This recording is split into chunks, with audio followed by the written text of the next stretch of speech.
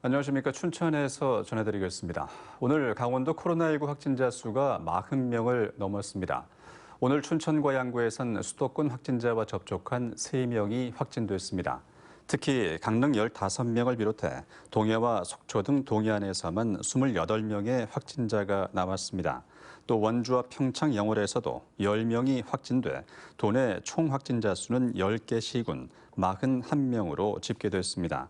하루 신규 확진자 수로는 올해 들어 3번째로 많은 수치로 산발적 감염 양상을 띠면서 확산 우려가 커지고 있습니다. 강원도를 비롯한 비수도권의 사회적 거리두기 2단계가 실시된 지 하루 만에 김부겸 국무총리가 비수도권의 사적 모임 허용 인원이 지역마다 달라 혼선을 줄 수 있다며 모두 4명으로 통일하자고 제안했습니다.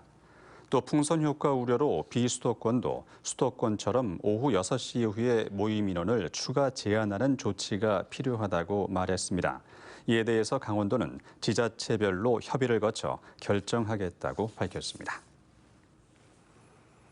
코로나19 확진자가 속출하고 있는 강원 동해안 지역의 해수욕장이 오늘 모두 개장해 방역당국의 긴장이 고조되고 있습니다. 지난 9일 양양을 시작으로 오늘까지 강릉과 고성 등 6개 시군 82개 해수욕장이 모두 개장해 피서객 맞이에 들어갔습니다. 강원도와 동해안 시군은 코로나19 확산을 막기 위해 경포와 속초 등 대형 해수욕장에서 오후 7시 이후에 집합을 금지하는 등 방역 수위를 높이고 있습니다. 영서 지역에 폭염특보가 이어지는 가운데 주말까지 곳에 따라 소나기가 내리겠습니다.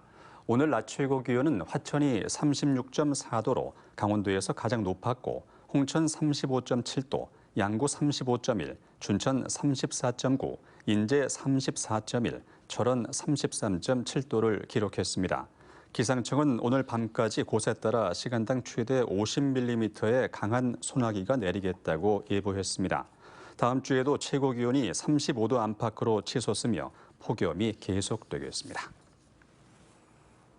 강원도 경보통제소에선 해수욕장과 산간계곡, 하천과 유원지 등에 설치된 민방위 경보 단말 장비를 활용해 내일부터 8월 29일까지 물놀이 안전사고 예방을 위한 홍보 방송을 펼칩니다.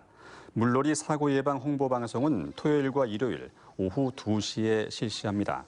현재 강원도 18개 시군 384곳에 민방위 경보 단말 장비가 설치돼 있어 물놀이를 즐기는 144곳에서 수상안전 방송을 실시할 예정입니다. 강원도가 오늘 도청에서 더불어민주당 지도부와 예산정책협의회를 열었습니다. 강원도는 영월 삼척과 춘천 철원 고속도로 건설, 태백교도소 신축과 국립강원호국원 조성 등 6개 현안 사업을 내년도 정부 예산안에 반영해달라고 요청했습니다. 또 강원 평화특별자치도 설치와 접경지역 지원특별법 개정 등 입법 과제도 건의했습니다. 송영길 대표는 SOC 현안에 대해서 협력하고 국회에 발의된 평화특별자치도 특별법이 속도를 낼 수 있도록 챙기겠다고 말했습니다. 어느 지역은 빵 공장 하나. 먹거리 연구지원센터 비롯해서 시민들을 위한 문화공간이 들어서는 춘천 먹거리 복합문화공간이 오늘 착공했습니다. 춘천시는 사업 부지인 근화동 춘천대교 옆에서 착공식을 열고 내년 말까지 국비 40억 원 등 모두 100억 원의 예산으로 먹거리 복합문화공간을 조성한다고 밝혔습니다. 먹거리 연구지원센터에는 청년 창업 매장과 공유 주방, 푸드 스튜디오 등이 들어서며 술 체험관과 전통주 판매장 등 우리술 연구원도 조성될 예정입니다. 춘천시는 먹거리 관련 사업을 체계적으로 키우고 지역의 농산물을 지역에서 소비할 수 있는 핵심 시설 중 하나라고 밝혔습니다.